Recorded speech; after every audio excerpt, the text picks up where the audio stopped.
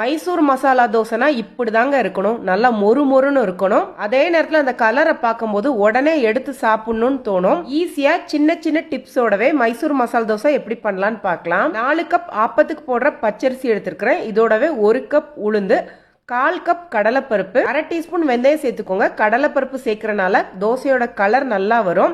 இது 4 மணி நேரம் ஊற வச்சுக்கோங்க. மாவு அரைக்கிறதுக்கு 10 நிமிஷத்துக்கு முன்னாடி 1/2 கப் அவளையும் ஊற வச்சிருக்கிறேன். இது எல்லாத்தையுமே மிக்சியில போட்டு அரைச்சி தேவையான அளவு உப்பு சேர்த்து 7ல இருந்து 8 மணி நேரம் புளிக்க வச்சு எடுத்துக்கோங்க. ரெட் சட்னி பண்றதுக்கு 10 காஷ்மீரி மிளகாய், 2 வரமிளகாய், சின்ன துண்டு புளிய வெந்நில 10 நிமிஷம் ஊற வச்சிருங்க. இங்க ஒரு பேன்ல 1 டீஸ்பூன் எண்ணெயில 1 வெங்காயம், 4 பூண்டு. இது கலர் மாற வேண்டாம், லைட்டா பச்சை வாசனை மாறையும். ஆறுனதுக்கு அப்புறம் மிக்சி ஜார்ல சேர்த்துட்டு ஊற வச்சிருக்க வரமிளகாய், புளி, பொட்டுக்கடலை, தேங்காய், தேவையான அளவு உப்பு சேர்த்து திக்கா அரைச்சி எடுத்துக்கோங்க. மாவு நல்லா புளிச்சிருச்சு. இதுக்கு தேவையான அளவு மாவு மட்டும் தனியா எடுத்துட்டு அதுல 1 டீஸ்பூன் சர்க்கரை போட்டு 15 நிமிஷம் கழிச்சு நீங்க தோசை ஊத்த ஆரம்பிக்கலாம். சர்க்கரை சேர்க்கறனால தோசையோட கலர் ரொம்ப நல்லா கிடைக்கும். கொஞ்சம் தாராளமா எண்ணெயும் நெய்யும் சேர்த்துக்கோங்க.